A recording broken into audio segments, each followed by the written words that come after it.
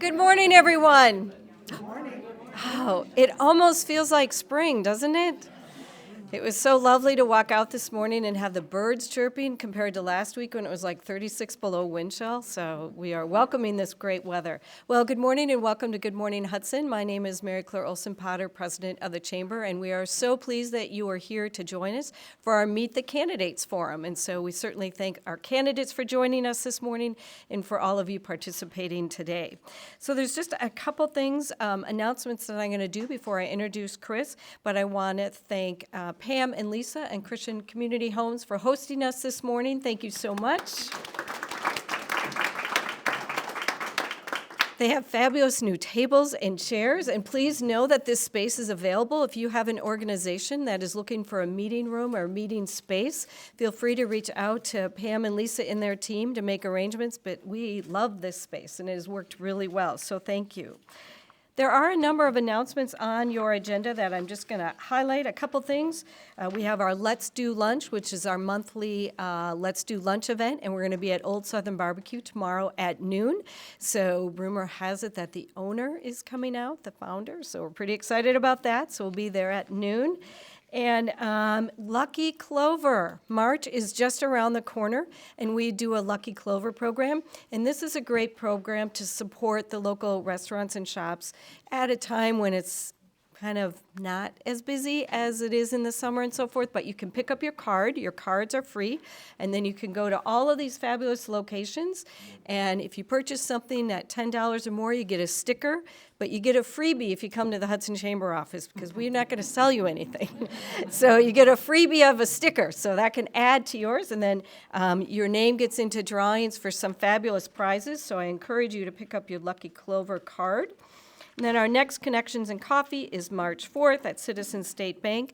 And then our next Good Morning Hudson is Friday, March 7th. We are celebrating International Women's Day. And we have a phenomenal panel of women leaders that will be joining us that morning. And we're really excited. This is our 5th annual International Women's Day celebration event. So encourage you to participate on that. And finally, I will just mention we do have the Hudson Community Expo coming up on Sunday, May 4th, and that is an event up at Hudson High School. It's a great place if you're a business or a nonprofit. You can have a booth and so forth. We have children's entertainment. We have entertainment in the auditorium, food trucks. Last year we had 1,600 people walk through the high school, so it's a great way to promote your business and your organization. So invite you to sign up for that. Those are just a few of the highlights. And at this time, I'd like to welcome Chris Kost. He's with the YMCA, and he is chair of the Chamber's Community Affairs Committee. So please join me in giving a warm welcome to Chris.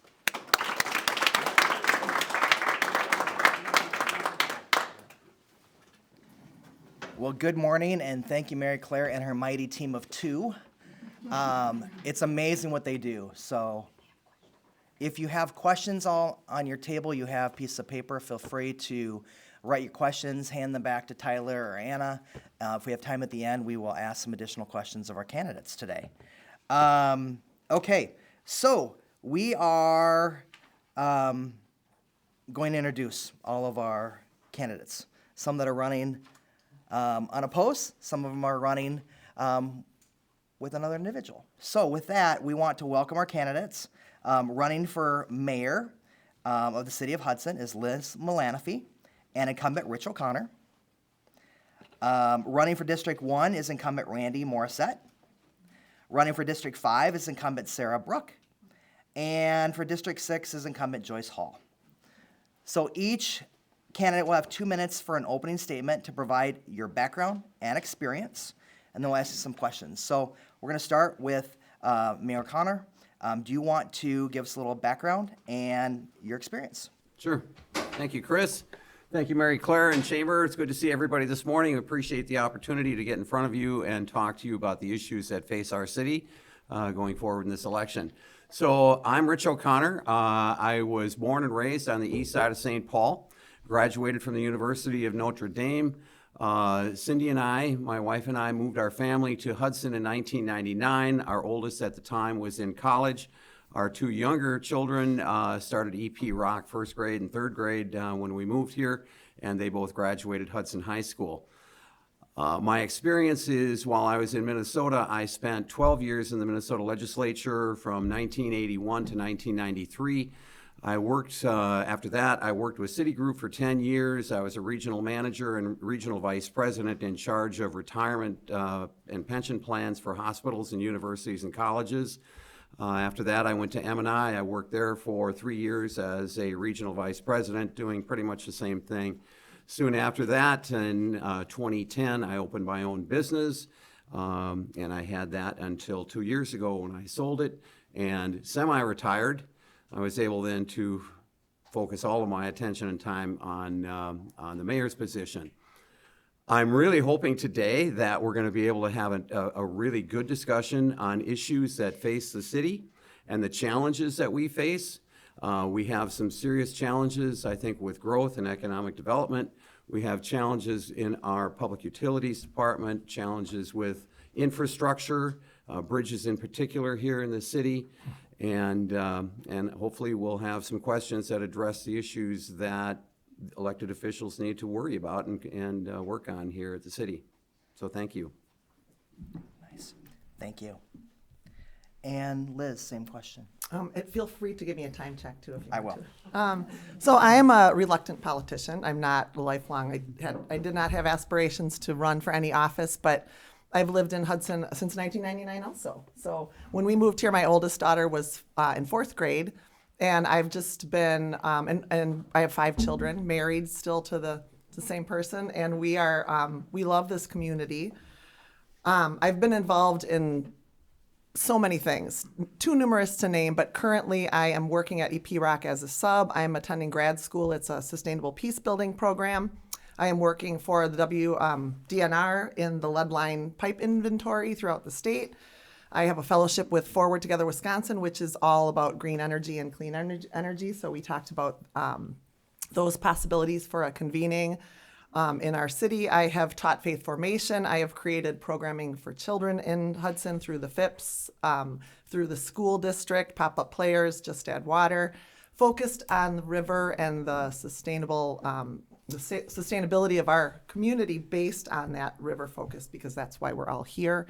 And the list kind of goes on, and I think what I'm looking at in terms of being a mayor is less of sort of a power broker and a person who knows this person and this person and this person and has the final vote on things, and more of a community convener and more of a weaver. I think we have different strengths for sure, but I think we have so many voices in this community that are not heard, that are really experts, professionals, very knowledgeable in what they do.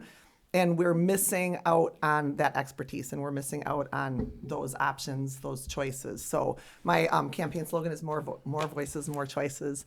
And I just firmly believe that I think we need to pull in more people to talk about the issues and to talk about solutions. And then we'll come to the best solutions for everybody. You had 2 seconds left. Randy, you're next. Randy Morissette, District 1. I've born and raised Hudsonite. I think I probably had a fort in these woods before this building was here. I grew up on the river on First Street, and that was always been my playgrounds and forts and you name it, jumping trains. No, I'm not going to say that out loud, but I did. And really kind of what kind of created me into who I am is the FIPS Center, and I know you were very involved with the FIPS, and I spent a good chunk of my adolescence at the FIPS Center and learned to break out of my shell. I was too afraid to join Boy Scouts, so I ended up joining. First time I went down to do an audition, I ended up getting cast as Huck Finn and Tom Sawyer. So kind of a bit of a big jump to the stage, and I do attribute a lot to the FIPS Center, but also to my mom and dad. My mom was a very big businesswoman in town. My dad was a police officer for the city of Hudson for over 25 years, retired as acting chief, and I do give them a lot of credit for raising me to be a servant leader. And that truly is, and I had the opportunity to talk with Sarah this morning about it, and just said that's the whole reason I'm still here. After 19 years, now we can argue that, but this is would be my 19th year. on the council. I've been on almost every organization you can think of. I just got done being the Stout University's foundation president, and that was very special to me. I graduated from Stout with a psychology degree. I am now the corporate director of operations for a small property management company and run and operate about 10 hotels. And we're continually growing, and mostly in the Twin Cities and western Wisconsin area. How's that time? You guys are good today. My goodness. Thank you. Everybody's like right on. Sarah, you're next. That's pressure.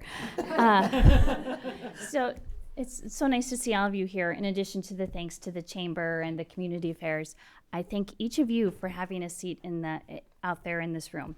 It says a lot about your commitment to our community, and one of the things I love about Hudson is how engaged our community is, and that tells me what a beautiful, special place we live in. So thank you for setting aside time to be here today. So believe it or not, I moved here in 1991. But my husband and I moved here. We raised 4 sons. I'm married to a gentleman who is a teacher in our schools. And our 4 sons are really very all close to adulting. So that's super exciting. For 20 of those years, almost 20 of those years, I was a business owner on Main Street. My family and I sold our business, and we're happy that it still continues on and is thriving. That's what any parent wants when they launch one of their kids, right? So that's exciting. After my time with the business that I owned, I went on to work for a nonprofit that helped women entrepreneurs. And the sole focus of that nonprofit was to help women grow and scale their business, have access to capital, access to contracts. And so I did that for 2 years, and I recently have switched, and now I'm on the corporate end of things, and I work in supply chain. And my role is to make sure that we are having opportunities for local, small, family-owned businesses within the supply chain, and making sure that we're not as reliant on foreign companies. So it's a great place. I love the work that I do, and it has been super rewarding. Equally rewarding is my time on council. I am seeking my 3rd election, so I've got a ways to get caught up to Randy. And one of the things when I first started was a commitment to 3 pillars: people, planet, economy. And when I vote on council, those are always my priorities. How will this affect the people in our community? How will this impact our natural environment? And how will this impact our local economy? That's who I am. That's how I vote. And it has been an absolute pleasure and treat to be there. And I am absolutely asking for those that live in District 5, just let me ask you this. Who knows what District 5 is? You're out of time, Sarah. Oh, it's downtown. It's downtown. I saved all of you. I saved you all. Thank you. It's downtown, just so you know. And Joyce. So first of all, thank you to the Chamber for hosting us, and Chris for moderating. Thank you to all of you who have come and are interested enough in what's going on in the city to take the time to get up early in the morning and get here. I appreciate that. And I'd like to thank the District 6 residents for their support. It's been an honor to serve, and in April, I will be celebrating my 10th anniversary as an alderperson. So not quite as long as Randy, but I am the second longest serving council member. So my background, I grew up in Milwaukee. I was the 3rd of 6 kids. I went to UW Eau Claire and got a degree in chemistry with a minor in math, and then I went to U of M, got a PhD in organic chemistry. I worked for 3M as a research chemist. Then I took time off to raise my family, and then started my own small business in direct sales. My husband and I have been married for 41 years. He's on the Urban Forestry Board. He was a county supervisor for a couple of years. We have 2 daughters. We have 2 granddaughters, who are the love of our life, of course. And I've worked as a technical college instructor and math tutor. I also did GED preparation, things like that for CVTC and for Northwood Tech. I retired in December from there. And we moved to Hudson in 2008. And you know, the beauty of the St. Croix River, of course, was and you know, Lakefront Park and the vibrant downtown, those were all draws, but, you know, it's the people. We've got really good people. When, you know, during COVID, when people were struggling, and there would be requests online for, you know, food or, you know, just anything, the people stepped up. Okay, so anyway, thank you. Okay. Thank you all for your introductions. Our next two questions are going to be for our mayoral candidates. So you three can take a little break right now for these next questions. So we're going to start with Mayor Rich. You've talked a little bit about this in your intro, but can you tell us a little bit more detail why you are running for another term at mayor? Sure. Growing up, my mother taught me, this resonated quite a bit, that the most noble endeavor in life is to serve one's community. And I have had a lifetime of service to my community. This community, I didn't really have a chance to get into it, but I spent 12 years on the Hudson Hospital Foundation Board, 12 years on the library board, sit on the Library Foundation Board. I was on the Hockey Association Board. I've had, and that's just here in town. I served a lot in St. Paul when we lived there as well. Serving the community is just something that is innate to me and my family. When I first ran in 2016, there were things that I believe needed to be done, and I think we've accomplished a lot of that. I really believe that I have more to give to the community, but probably more important than that is that there still is a lot to be done. We have a lot of work that was started while I've been mayor, and I want to see this to fruition. Our police are moving into a brand-new building. They'll be in there later this year. Our Public Works is moving into a brand-new building. They'll be in there later this year. We have a lot to do with the library yet, and there's work that needs to be done there. And then there are a number of things that haven't been talked about publicly yet, initiatives that I think are very important and critical to the city. And that's why I'm running. There are some other issues, as I started to talk about earlier, with infrastructure. Our bridges right now, I think, really need attention. We're trying to get the attention of the state DOT and our state legislators to help us. The 11th Street Bridge in particular is my #1 priority right now in the city. I think it is very unsafe, and we need to work on that. And is that 5 seconds or 5 minutes? Anyway, I believe there's more work to be done, and that's why I'm running again. Thank you. Same question, Liz. Why are you running for mayor? This is also a 2-minute question, right? It is. So this is, I echo so much of what you have said. I really believe that serving others in your community it's what drives me for sure, my passion for serving other people. And I think that that you have done a great job in so many ways. And I think that we have a very strong community led by the mayor, by the city council, but I know we also have city administrators, assistant administrators. We have a lot of people in our city offices that have done some really amazing work. And to me, the mayor is not sort of the boss of the city.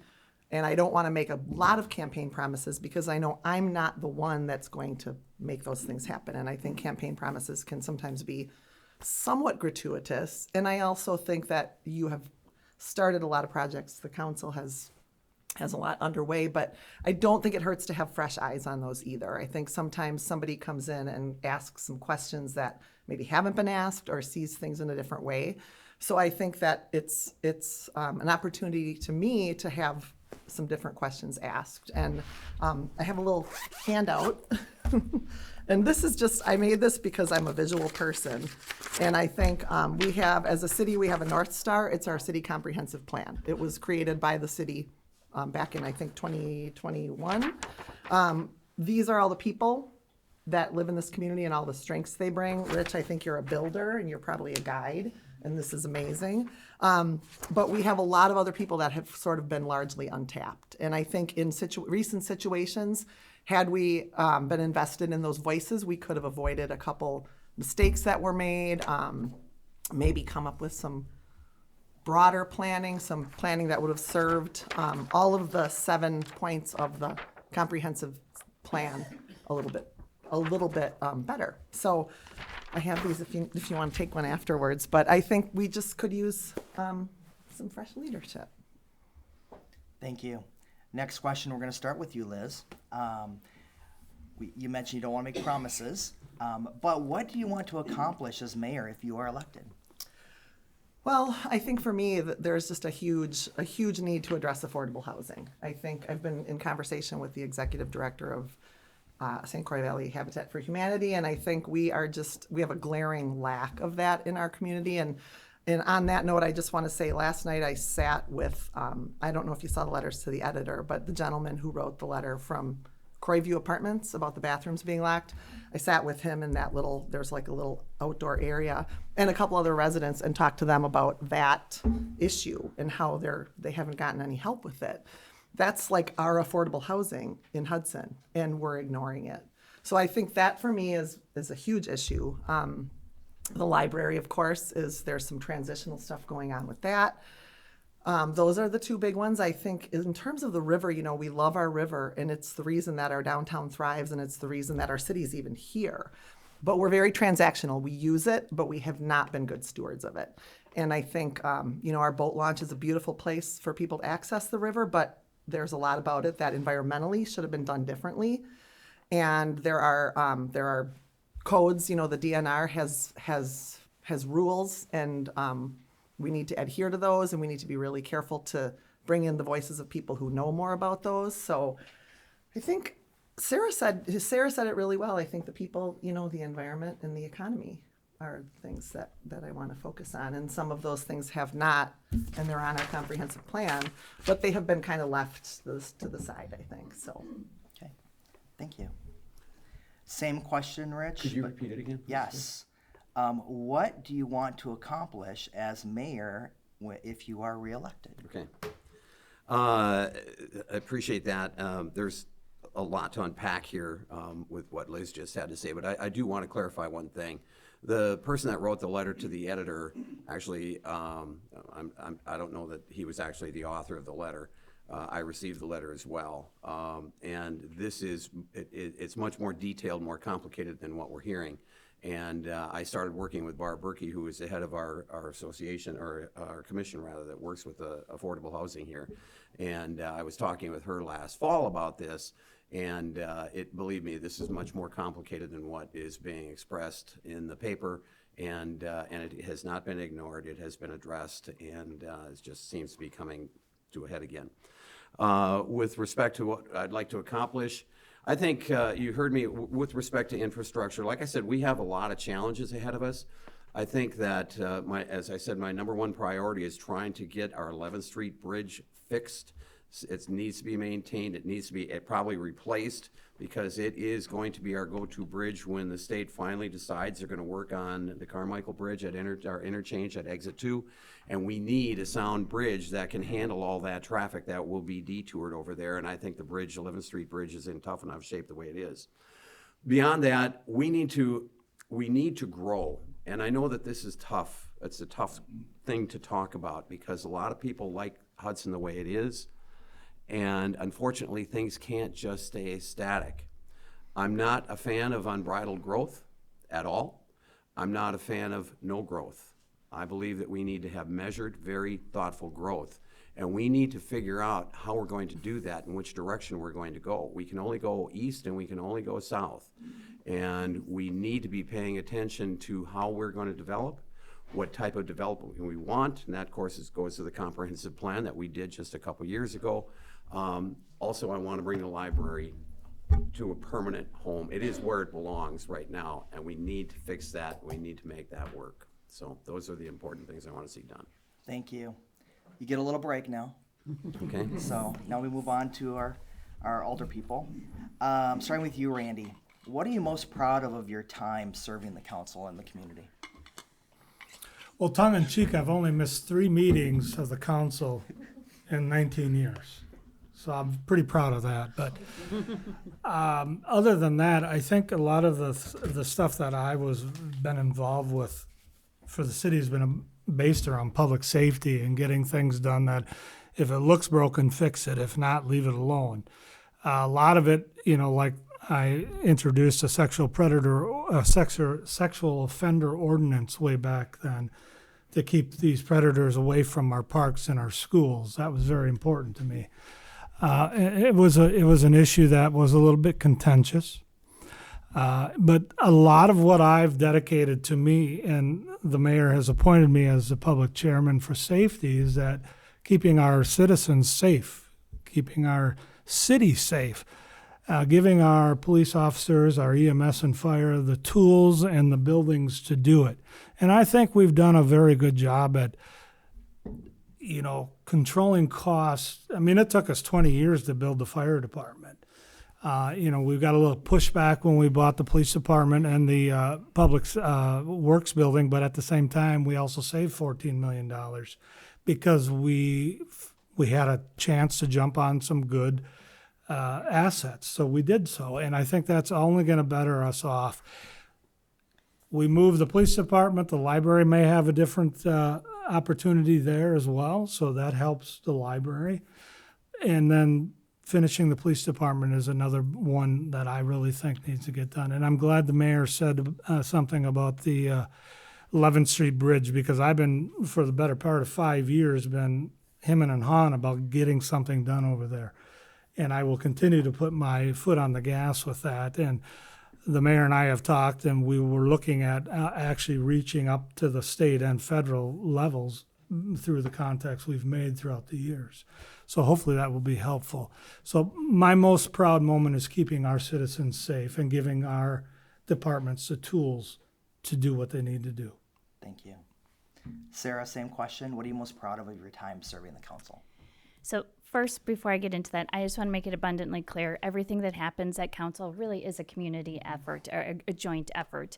That being said, when I first started, much like the state of the world 4 years ago, it was pretty darn contentious. And it was hard to go to some of those meetings. We really did not treat each other with much kindness. And not only was it hard for us, but it was hard for our community to see that as leaders, that we really had to figure out a way to make this work. And one of the things that brings me immense happiness is that we have gotten to a place that even though we don't agree, right? How boring would that be if we all agreed? And true compromise is where there's really amazing beauty that happens. And we have gotten to a place where even though we don't agree, right, Randy? We become friends and really have found a way to make peace and work together because we all share one goal. And that is that we love our community and we want it to be the best place for people to live, work, and be. So that is probably something that I really take a lot of joy in. I also take a lot of joy in, let me tell you, I didn't understand how important infrastructure was to a city until I got on city council. And roads, how important that is to day-to-day life. And we have really tackled our roads. We have doubled our funding on that. We're going to have to continue to put our foot on the pedal for that one because that is safety. So many other issues are involved with those safe roads. And really helping our residents understand the difference between arterial roads, non-arterial roads, and all this great language. So if anybody wants to talk about roads, I love it. So let me know. I'm also excited. Oh, shoot. Hybrid vehicles in our police department and new buildings for our staff who deserve a great place to work. Thank you. Joyce, same question. What are you most proud of? Well, I think, first of all, I want to reiterate what they've said is that, nobody does this alone. We have to work together as a council to get things done, and we have to work with the city employees to get things done. And we've got some excellent city employees who are getting things done. But the shared ride taxi service, I had a major role in getting that off the ground, and I am really proud of that. Like Randy, I've been on the Public Safety Committee and have been on it the entire 10 years that I've been on the council, so I can share in some of the being proud of the new fire station, and that was huge. That took a long time but we got the right fire chief in there, and that's what made the difference. And then I'm on the Public Utilities Commission, and that the changes, the The wastewater treatment plant has been revamped and redone, and you know, most people don't even think about what happens after they flush the toilet, but we do. So somebody has to do that. And but anyway, the wastewater treatment plant is state of the art now, and I'm proud of that as well. Then the new police station and the Public Works building, I am excited about those. And then also Public Utilities bought the old Xcel Energy building, and now we're in the process of expanding that. And you know, infrastructure is just so expensive to maintain and to but you know, like Sarah said, all of our employees deserve a good environment to work in, and that is important to me as well. So anyway, those are the things that I'm proud of. Thanks. We'll let you get a drink because we're coming back to you right now. Oh, okay. So our next question, these are 2 minutes as well. The next question is, what do you want to accomplish in your next term? Okay, so we have challenges, and one of the things that I've gotten involved in is housing. I've been working with Christy Smith, who's the Habitat for Humanity director, and then Melissa here has been involved in the housing study, and that is really important to me. That my husband and I bought a house in Somerset to rent to our daughter, and houses in Somerset, you know, a similar house would have cost more than $100,000 more in Hudson, and you know, and Hudson, it's a great place to live, but you know, we need more housing. I mean, that's the bottom line: is supply and demand. We need more apartment buildings and places for people to live, and we need places for the people who work here. You know, it's if you live and work in a community, you're going to be so much more invested in that community. And we have so many people who can't afford to live here. That concerns me. Keeping property taxes from going up. You know, the state legislature, they keep cutting the budget, and then what happens? It rolls down to the property taxes. And so it's really a challenge for us to keep the increases to a minimum. So I want to continue to do that. And then infrastructure. That is so expensive. The roads need to be fixed, but, you know, keep on working on that plan and making sure that we've got our roads being taken care of. It's a lot cheaper to maintain them than to build new ones, so it's really important to continue maintaining those roads. I'm not on the Public Works Committee, so I don't have a lot of say in that, but when it comes to the council, I do. So anyway, those are the things that I want in order to keep Hudson a wonderful place for where families and businesses can grow. Thank you. You had 2 seconds left, Joyce. Nicely done. Sarah, same question. Sarah, what do you hope to accomplish in a next term? I hope to increase community engagement, have our citizens be at our meetings, knowing what's going on, being active, giving us their suggestions and feedback, because that does help drive the city we want. So I hope to see that increased. Workforce housing, as Joyce mentioned, is a big issue in our community. We have healthcare workers, restaurant workers, teachers, police officers that struggle to find housing options here. So I think I agree with Rich. You know, we have to think about super smart growth, but I also think we can think about some redevelopment too. What are our options with existing places? What can we do that's creative and out of the box?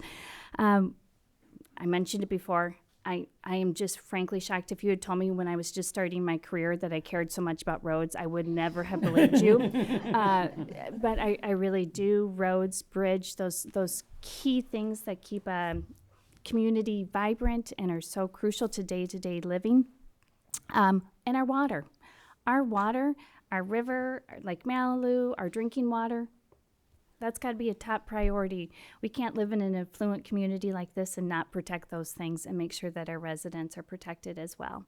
So those are a few of my top concerns. And I am going to try and be less than 2 minutes since I have been the troublemaker. You were good. Randy, same question. What do you hope I'll to accomplish? echo everything that they have said as well. I mean, I don't think there's any of us that don't recognize that there's a housing issue in the city of Hudson, but it's a matter of how we get there and thoughtfully go through that with the developers that come to us and ask for that.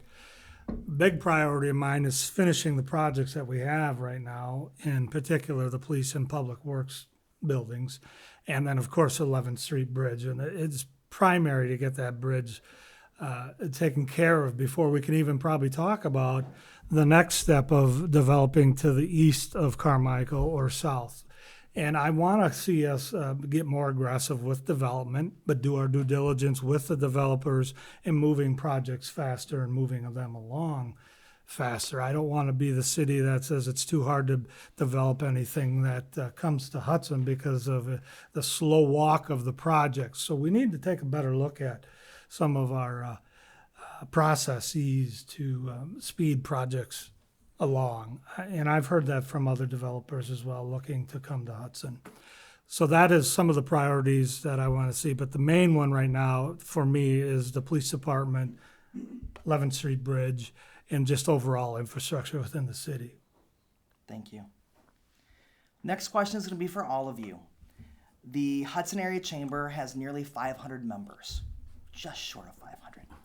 We survey those members every year, and the feedback we return is as follows. Priority of 2025 is workforce development and help employers attract and retain the skilled workers they need to compete. Also included is workforce housing needs and access to transportation. Thinking about these issues, how can we all work together to ensure this area continues to grow and thrive? And Rich, I know you already talked a little bit about that, but do you want to start? Well, there's a lot of questions there, Chris. I know, you got 2 minutes. All right, so workforce housing has been, I think, pretty much addressed here by everybody except for Liz and I. There certainly is a recognition that housing is very expensive here in Hudson. Randy touched on developers coming in here. I don't know if people truly understand the process. Back when I was in St. Paul, I actually sat on like the Economic Development Corporation, Eastside Economic Development Corporation. I chaired the housing committee at the state, in the State House of Representatives. And so I'm familiar with these issues, but at that point, we had money that was dedicated to housing. Eastside Economic Development Corporation had a revolving fund that was dedicated to redevelopment of housing on the east side of St. Paul. The state legislature, of course, had the funds that were appropriated to, like the Housing Committee. We had an Urban Revitalization Act that I authored. So I'm familiar with these issues. It's different here in Hudson. We have a budget right now that's about $11 million.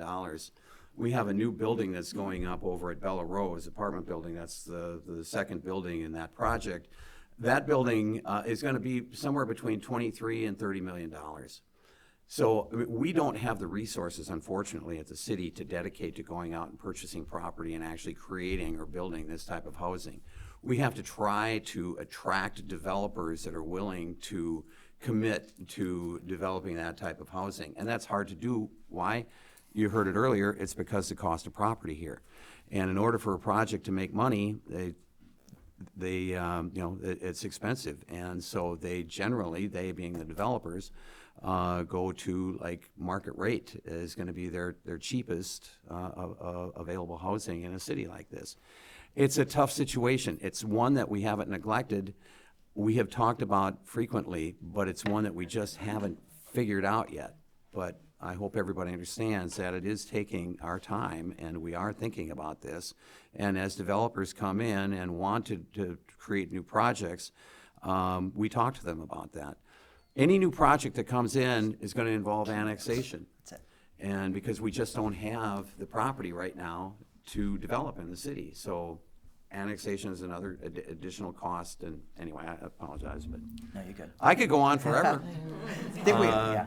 And I wish I could, really, Liz, same question. How should the city be able to support our chamber members when it comes to workforce housing, workforce obtaining new skilled workers, and transportation? I recognize that this is an incredibly difficult I guess, problem, you would say for sure. I mean, it's great that our property here in Hudson is worth so much, but I think, again, it's maybe bringing some new people into the conversation. I think sometimes when we have people who have existed in government for a long time, you do hear that, we've tried that, it hasn't worked. And just talking with Christy Smith just for an hour, the other morning, we both kind of had this little mini brainstorming session about ways that we could do it, and possible properties that might be available for the start of some of this workforce housing. I think, I guess I don't really understand why, and I think this is on a state level, why we can't ask developers to have a certain percentage of the housing that they put up, or the buildings that they're putting up, be workforce housing, or be available at a level that our workforce can afford those. And I think we have it seems like to me, impact is probably greater than intent, I think, but we look at what goes up and, down by the river, and there's always kind of this luxury piece attached to it. And I think that is a real deterrent for people who want to try to be here, live here, work here, invest in their community, teachers, police officers, nurses, employees downtown, retail employees, restaurant employees. Transportation, we have a great start. We have a van, we have public transportation, but that needs to be enhanced and increased a little bit too. And I think we just need to look around the state, actually, for some great answers to some of these questions. Okay, thank you. Randy, same question.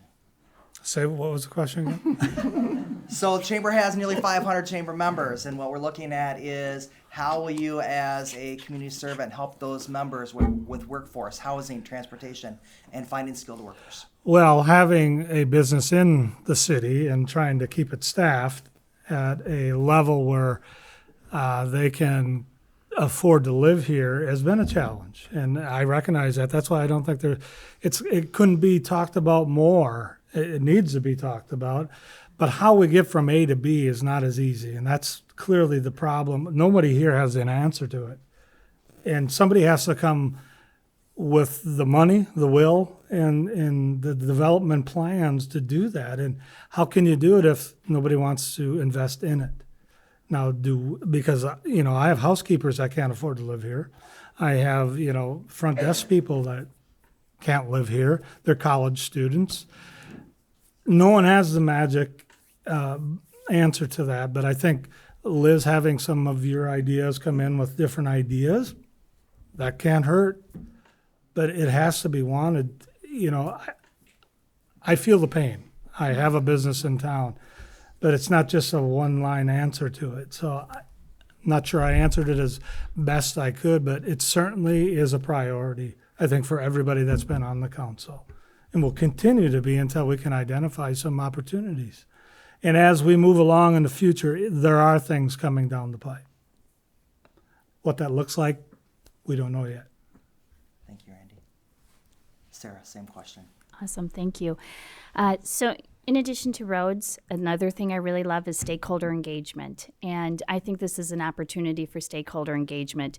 Key partnerships, whether it's schools, manufacturers, our largest employers in our community, ad hoc committees, go to those resources.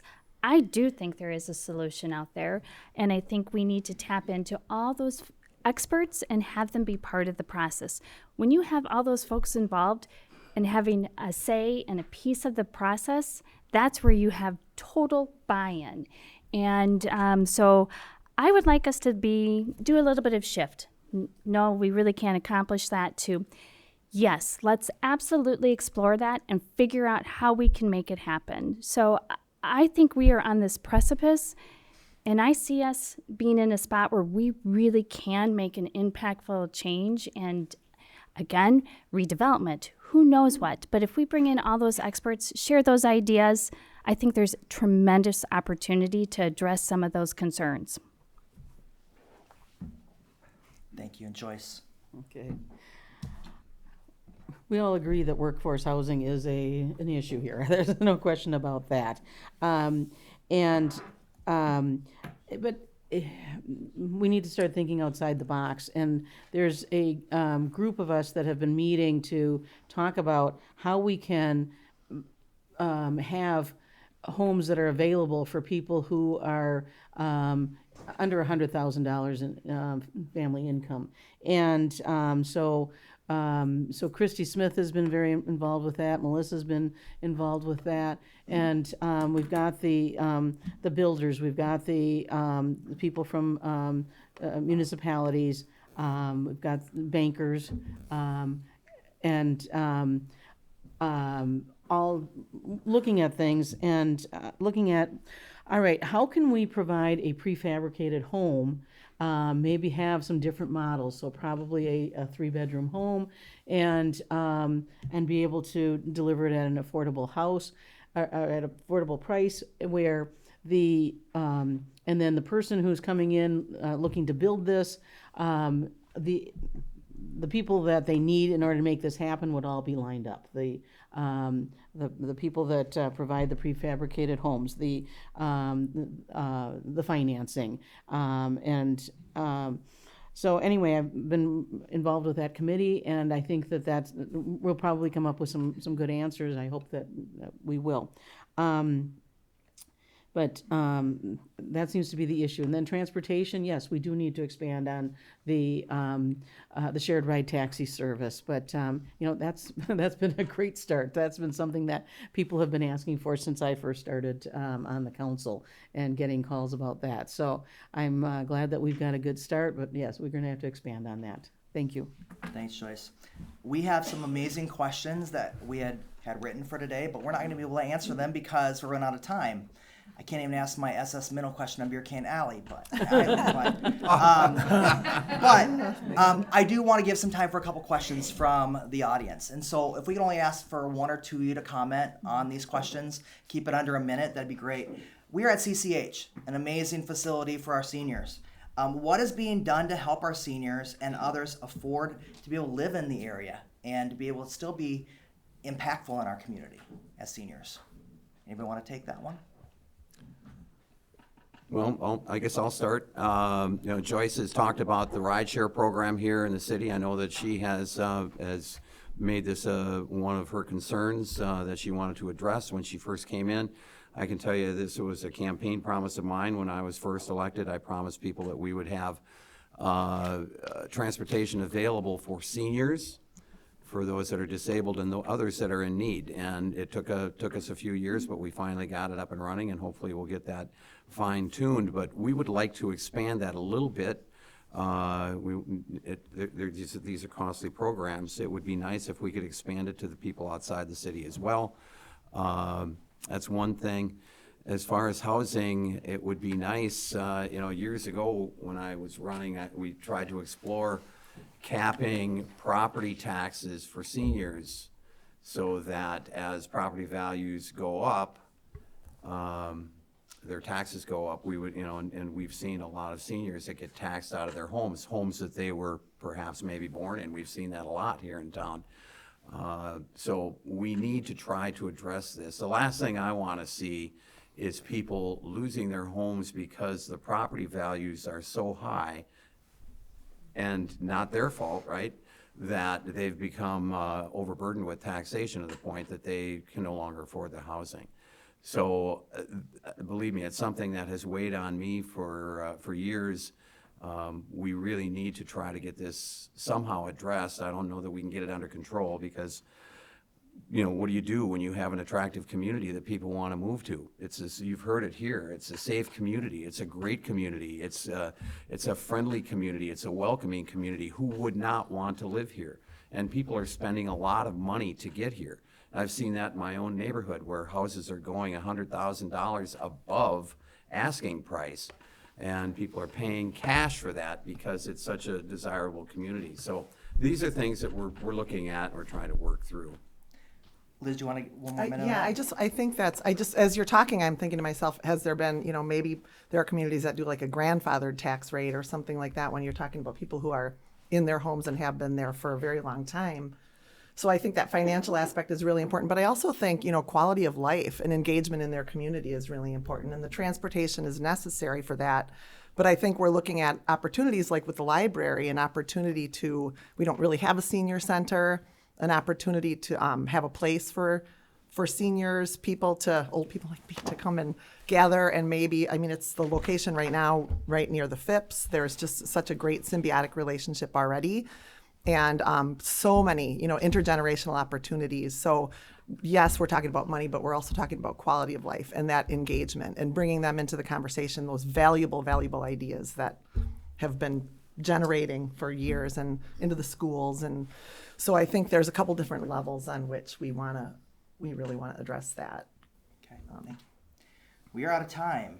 So I'm going to ask each of our individuals here to give us a 2-minute closing statement, but please incorporate into that closing statement one strength about our community that you see. So we'll start with you, Rich. Closing statement. I was hoping I'd have a chance to gather my thoughts here, Chris. First of all, I think the greatest strength of our community is its people.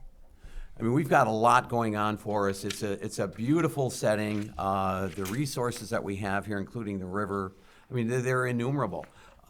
We could go on forever talking about the amenities here in town, but it all comes down to the people. So I think that's important. Closing statement, I honestly wish we had much more time to talk about these issues. I can be verbose, there's no doubt about it, but at the same time, there's a lot that needs to be said about some of the issues that we've just barely tapped. And I wish that I could expound on some of these things. Lizzie brought up a community center for the library. Shelley will tell you that, and the library board will tell you that I have been focused on trying to bring a senior center into that library, into the discussion, and into the plan somehow, and hopefully we will be able to do that. I see that that's an important addition to the city. But let me just say this. I've been mayor since 2016. I'm very proud of my record. Randy talks about keeping the community safe. That's the thing that I have focused on more than anything, is keeping the people in our community safe. We've been through a lot over the years. We've been through COVID. We've been through the fallout from the George Floyd crisis over in Minneapolis. We've been through an EMS crisis. And I'm truly proud of the way our council has come through these issues. I'm proud of the leadership, and like I say, I'm running on my record, and I hope that my record speaks for itself. I hope that people, when they hear me, understand my affinity for this town, for the people in this town, and I really would appreciate the ability to do this job for 3 more years. You were like right on. Right on. Practice. Liz, your closing statement. I totally agree with you. I think the people of this community it's just amazing to me over and over again how you discover these little pockets of people who are so knowledgeable and so passionate, and it's all these different things and have so many great ideas. And I think that to me is what I see the need to weave that together. I see the need to bring those people into the conversation, and I think there are ways that it's not so much about the things that our government is doing, our city government. It's about the way that it is running, and I think people don't feel like their voice is welcome. I don't feel like they have a place and a time that they can go to a council meeting and speak to something. You can't speak to what's on the agenda. And I think that the city has almost doubled in size since I moved here, and our council is still 6 people. It's an even number of people. The mayor casts the deciding vote. I think we need an odd number of people. I don't think the mayor should vote, because I think the mayor is a mediator, a negotiator, a facilitator, and I think the mayor should be there for the whole conversation, all sides of it. So bringing more people into the conversation. These great people that live in this city. Cities that are a comparable size to ours around the state have typically an odd number, maybe 7, maybe 9, maybe 11 people, and we should have some council members elected at large, because we have our districts represented, but we also have, when you look at the school board race, how many people are running, that's more of an at-large race, and that's more of an opportunity to bring more voices into this conversation. The more voices we have, the more ideas we have, and that's what we need. We need those ideas. So I agree. The strength of this city is the incredibly passionate, creative people who live here, and we need to hear from them. Okay, thank you. Randy? I think I'll echo that, but it's a strong sense of community that Hudson's always had in taking care of its own people and welcoming new people to the community. And the strength has always been, if they have an issue, normally you hear it and they will communicate with you. I think, though, that there could be a better process of communicating as we move into an IT world with AI and whatnot, and reaching more of our residents is probably the key there. But the strength and the community and the chamber has always been a strength of the city of Hudson, along with its every citizen in the area. I can remember the little older ladies that would walk down from the library to the council meeting and talk with us. God bless her soul. And she would bend our ear, and that was what we needed to hear. And doggone it, if we could get more of that, I think we'd all be a lot better. But it's the strength of our community. It is its people. And the more we can communicate on a respectful level that I've had to learn, that most of us had to relearn through COVID, that's important. So I thank everybody here, and I thank the residents for the 19 years of good and bad. And it's all a learning process, and we just move forward together. So thank you. Thank you. Sarah, same question. Thank you. So I think it's universal. We would probably all pick people, right? So since we can all pick people, in addition to the other things that have been said, I think Hudson is this incredible gem. I mean, you can feel like you're at a cabin. You can have amazing restaurants. You can have theater. You can have the big box stores if you need it. And if you have a really serious health complication, you're just over the river. Incredible access to things. So what a beautiful place that we get to call home. In closing, I just want you to remember, when you think about me, I know I like roads. I know that I like stakeholder engagement. But I also want you to really know that when I vote, I thoughtfully think about, how is this impacting my community, my neighbors, their children, their grandchildren, nieces, nephews. That's top. How's it impacting my natural environment? What's it doing about our river, our air quality, our water quality? And how is it impacting our economy? Count on that. And you know what? If you're not happy with me, get in touch with me. My name is on the city website. I have my cell phone number there. I have my email. I want to hear from you. Hold my feet to the fire. That's your job, and I hope you do it. Also, I want to let you know, stakeholder engagement. I have 2 listening sessions coming up. One is on March 15th at 10 a.m. The other one is March 29th at 1 p.m. They're both Saturdays. Shockingly, it's at the library. So I encourage you to come. If you live in Hudson, tell me what you want. Let me know, because what you share with me is what I use as my guiding principles. And thanks so much for being here today. Thank you. Joyce? Okay, well, first of all, I wanted to ask those who live in District 6, I would like to ask you for your vote. And reiterate that I've got 10 years of experience solving city issues and helping the area residents. In addition to the wonderful people here, which everybody has already acknowledged, I would like to say I love the vibrant downtown. I think that is another strength of our city. The festivals and the concerts in the park. I have really enjoyed those concerts in the park last summer with my granddaughter. She had so much fun dancing at them. And then the views of the beautiful St. Croix River. Anyway, I am proud of my constituent services. So, for example, last night I had a constituent call me and say, when I'm driving westbound on Vine Street, so from the Y home, and I'm taking a right onto Spruce Drive to go into the Jacobson's Woods neighborhood, I've noticed that since the reconstruction, there is no longer a right turn lane. So people are going into the left turn lane to get around them, which is illegal. And so, so we sat and talked about that. And then right after I got off the phone, had some things to do. But then, that evening, I got an email out to the police chief and to others who support the the traffic safety issues and got that going so that we can do something about this, because this is it's going to, if it's not addressed, we are going to have some car crashes there. So anyway, I really do enjoy serving the community, hooking people up to the right people at the city that will be able to help solve the problems that they bring to me, and it has been an honor to serve them. So thank you. All right, please join me in giving them a round of applause. Thank you for your willingness to serve. Thank you for your willingness to continue to serve.